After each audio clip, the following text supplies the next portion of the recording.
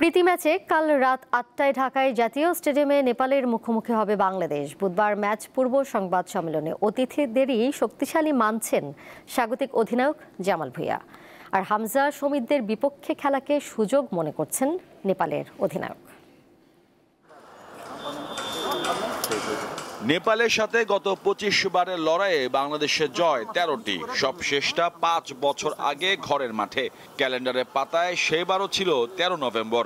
২০২০ সালে সেই দলটার সাথে বর্তমান দলটার শক্তিমত্তার ব্যবধান অনেক, তবে কঠিন সময় পার করতে থাকা স্বাগতিক দলের অধিনায়কের কাছে শক্তিশালী অতিথিরাই।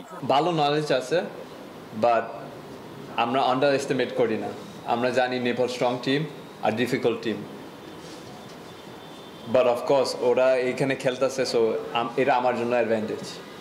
বাংলাদেশের ঘরোয়া ফুটবলে ৫টি ক্লাবে খেলছেন নেপালের ৮ জন ফুটবলার, তাই জাতীয় দলে খেলা বেশিরভাগ ফুটবলার সম্পর্কে ধারণা রয়েছে তাদের।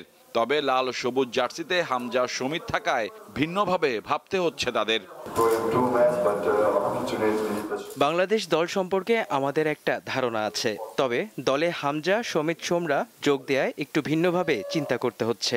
এর আগে তাদের বিপক্ষে আমরা খেলি নাই, তাই ম্যাচটা অন্য যে কোনো বারের চেয়ে আলাদা হবে।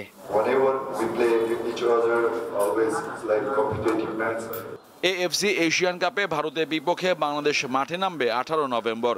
একই দিন নেপাল খেলবে মালয়েশিয়ার বিপক্ষে। তাই বৃহস্পতিবারের ম্যাচটি নিজেদের প্রস্তুতির সেরা মঞ্চ হিসেবে দেখছেন দু দলের ফুটবলাররা। মোহাম্মদ হাসিব, দীপ্ত স্পোর্টস, ঢাকা।